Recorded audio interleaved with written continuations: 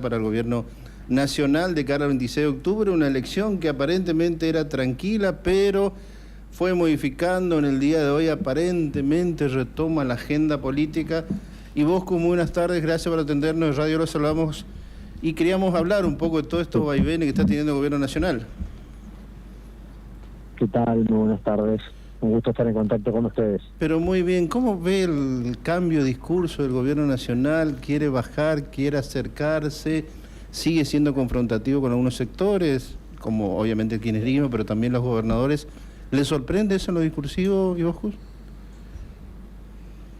No, que el gobierno está recalculando también su estrategia electoral para los próximos 2 años, ¿no? Primero la estrategia electoral y la estrategia de gobierno para los próximos 2 años. Y me da la sensación que ha ido probando y va acomodando según también se va acomodando la realidad. Tengamos en cuenta que algo que claramente al gobierno se sabía que no iba a tener ni podía cumplir es la expertise política, ¿no? Claro. Todo lo contrario. Y me da la sensación de que empiezan a tener que involucrarse mucho más en los temas políticos, que en algún momento por ahí creyeron o pensaron que podían digamos no tener en cuenta o desatender, y que ahora empieza a ser una prioridad para acomodar inclusive la economía, ¿no? Porque creo que ahí está uno de los datos más importantes. Si la economía funciona y la política funciona, el gobierno va a tener un camino despejado, pero cualquiera de estos dos, digamos, columnas vertebrales se fracture o tenga problemas, incide sobre la otra. Y me da la sensación de que están tratando de recalibrar o recalcular, como diría el Waze o los GPS, hacia dónde van en los próximos meses. Entiendo. La elección del 7 de septiembre, los famosos audios, lo que pasó en la agencia de discapacidad, ¿una suma de factores o fueron errores no forzados del propio gobierno? Y Bosco, ¿cómo lo vio usted? Bueno, a ver, creo que son distintos los temas, ¿no? No podemos mezclar todo en una bolsa porque son sucesos diferentes. El presidente se ha expresado hace algunos días con respecto a lo de los audios. Creo que el silencio fue muy prolongado y ese silencio prolongado generó múltiples interpretaciones. Digamos, no se cerró o se subestimó por ahí un inicio de crisis, como fueron el tema de los audios, y que después ha seguido su correlato, como todos sabemos. Ahora, después de la elección de la provincia de Buenos Aires, creo que ahí hay una mala lectura en términos generales, ya no digo del gobierno, sino en términos generales. La elección de la provincia de Buenos Aires fue una elección municipal. Fueron 135 elecciones municipales, no hubo categoría nacional, ni siquiera hubo categoría provincial. Entonces, esa es la primera lectura. Y si nosotros miramos cómo le fue al gobierno en las elecciones provinciales antes que Javier Milei sea presidente, le fue mucho peor de lo que pasó en la provincia de Buenos Aires el 7 de septiembre. Con lo cual, no podemos comparar peras con manzanas. Quieren comparar la elección de la provincia municipal del 7 de septiembre con el 2023 segunda vuelta. Y la verdad que esos experimentos son raros, porque no solo que no funcionan, sino que partimos de análisis totalmente erróneos. Y creo que ahí está el primer factor, no solamente del gobierno, sino en términos del analista político, del periodista político. ¿Cómo va a comparar una elección que elige concejales y ni siquiera elige un cargo provincial con una elección nacional? Bueno, esto es algo básico. Lo que pasa es que cada uno trata de tener lectura según lo que le conviene, claro, y eso genera un montón de suspicacias. Yo creo que ahora el test del 26 de octubre sí va a ser una elección donde fundamentalmente se va a plebiscitar el gobierno.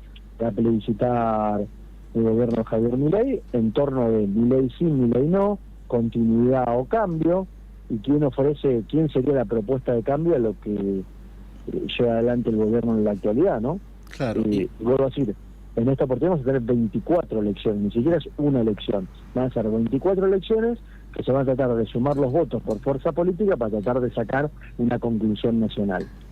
Con respecto a la elección de lo que es, bueno, elección municipal, y lo aclaró muy bien, le llamó la atención el grado de abstención, porque muchos analistas sostenían que fue el voto que le acompañó a Milei, es decir, que el peronismo no creció, el peronismo más allá que se disparó, teniendo en cuenta esa elección para 2027, que es una lectura errónea y coincido con usted, pero hay un gran sector de la sociedad que no fue a votar y entiende que es decepcionado con el gobierno de Milei. ¿Es tan así o fue por otros factores?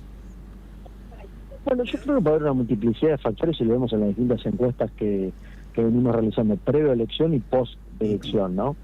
Yo creo que puede haber un segmento de la sociedad desencantado, si quiere, como usted plantea, de la propuesta y del gobierno de Milei, que también es cierto que la provincia de Buenos Aires no votaba de esta manera, no recuerdo de cuándo, ¿no?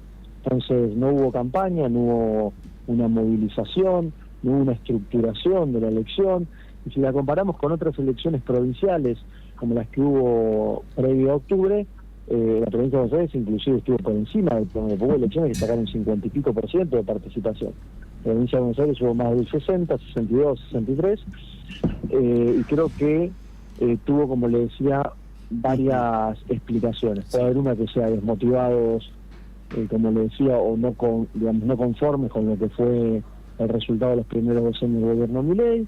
Puede haber varios que ni siquiera lo tenían en agenda ir a votar porque eran elecciones municipales y no están acostumbrados a ir a votar a elecciones municipales. Las elecciones siempre en la provincia de Buenos Aires han sido nacionalizadas, ni siquiera provincializadas. Siempre han marcado el voto lo nacional, y producto de esto, y visible esto, porque mi ingreso a la consultoría política ya hace un poquito más de 20 años, y mi primera elección en la que participé justamente era una elección nacionalizada, pero que la municipalizamos. Tuvimos 30 y pico de puntos de corte de boleta en el año 2005. Y fue una locura lograr eso, porque generalmente manda lo nacional. Y fíjese usted, porque es una elección municipal. Le voy a poner algunos ejemplos concretos. Intendentes del PRO, como el de San Isidro, el intendente Vicente López, el de 3 de febrero, obviamente Mar del Plata, en sus distritos ganaron con una diferencia muy, muy amplia. Y le puedo poner la inversa. Intendentes del peronismo, como que puedan representar el caso de San Martín, que encima Catopovic era candidato, el caso de Pilar, el caso de Malvinas Argentinas, el caso de Merlo, el caso de Moreno. En todos los casos, absolutamente en todos, ganaron los oficialismos locales. En la mayoría, la boleta traccionó de lo local hacia lo nacional o hacia lo provincial. Con lo cual, hay que estudiar el caso específico antes de hacer análisis y comparaciones, porque si no, uno automáticamente lo lleva a cometer errores, porque está comparando tal cual cosas totalmente distintas. De cara al 26, bueno, falta un poco más un mes, y Argentina un mes es muchísimo tiempo, pero si fuera la elección este domingo, ¿qué cree que va a votar? O sea, ¿en base a qué va a votar el argentino? ¿Situación económica, proyecciones hacia el futuro, el hecho de su día a día? Son varios factores que el argentino generalmente, cuando va a las urnas, lleva en su bolsillo en el momento de emitir su voto. En esta Argentina tan cambiante, porque estamos entre la decepción del kirchnerismo, el gobierno de Milei con respecto a la situación económica actual, que es muy difícil, que lleva desde lo que es Capital Federal, pero que en las provincias se siente un poco más, lleva todo eso a un voto pensado, dice usted, o emocional el 26 de octubre. No, siempre vemos cada vez más de votos emocionales. Diría que el 90 y pico % del voto se compone de factores emocionales que ordenan esa ecuación. Pero bueno, lo que sí es cierto que la economía es la apuesta central del gobierno, por lo que me parece que la sociedad argentina lo va a intentar evaluar. No si la situación económica es buena o es mala, sino si el esfuerzo, y ellos lo han planteado como eslogan, ¿no? Si el esfuerzo ha valido la pena estos 2 años, y si este gobierno da la garantía de que haya una perspectiva de futuro, de que se pueda estar mejor, y que todo este esfuerzo venga a redituar. Porque si no, el otro camino, ¿cuál es? La vuelta hacia atrás. Exactamente. Cuando digo la vuelta hacia atrás, no estoy hablando, no quiero estigmatizar en términos del kirchnerismo, el peronismo, no. Es la vuelta hacia atrás a otro modelo distinto que ya se probó y que tampoco funcionó. Entonces, ¿cómo va a ir a votar el argentino el 26 de octubre? Pero yo le diría que depende. El primer depende es si es, podríamos decir, más cercano a Milei en términos ideológicos, políticos, o por ejemplo, si es antikirchnerista, y de la otra mitad de la Argentina más o menos lo mismo, digamos, si es antimileísta, si es más cercana al peronismo y al kirchnerismo. Entonces nosotros partimos de que tenemos una polarización, que todo lo que estemos hablando hoy, yo le puedo decir que el 70% de los argentinos ya tiene decidido el voto. La campaña electoral se va a dar sobre el 30% de argentinos que pueden cambiar su voto, que pueden inclinar la balanza y que pueden votar a los candidatos de gobierno, que pueden votar al peronismo o kirchnerismo, o que podrían elegir alguna otra opción, inclusive en las provincias, opciones provinciales.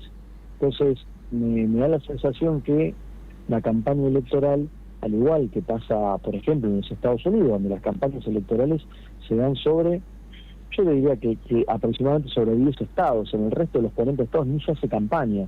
Yo creo que en la Argentina va a haber una campaña que va a estar enfocada específicamente en un 30% de la sociedad, que no es el 35% que ya tiene tomado una posición de un lado, o el 35% que ya tiene tomado una posición del otro lado. Claro. Y la última, con esto agradezco la diferencia de habernos atendido. Usted mencionó ese 30% que va a situar la campaña, el tema de las provincias.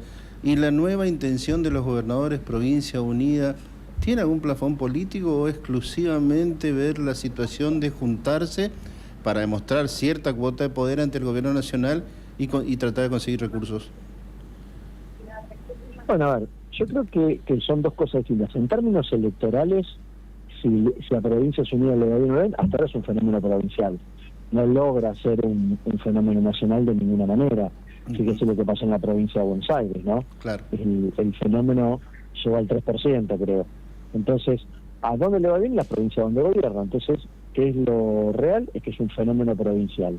A partir de entender que es un fenómeno provincial, sí podemos ir a la segunda parte de su pregunta, que ya no es electoral, es si la unificación de esos gobernadores puede servir de presión para poder negociar cuestiones para las provincias que sean beneficiosas para los vecinos de esas provincias con respecto al gobierno nacional, que esto también podría ser un escenario factible. Pero ahora, visto como una matriz política electoral, bueno, todavía no ha llegado, habrá que ver en el próximo proceso si logran constituir, más allá de las provincias donde gobiernan, una alternativa clara que después pueda convertirse en alternativa nacional de cara al 2027. Y Bosco, como siempre, muchísimas gracias por hablar con Corrientes.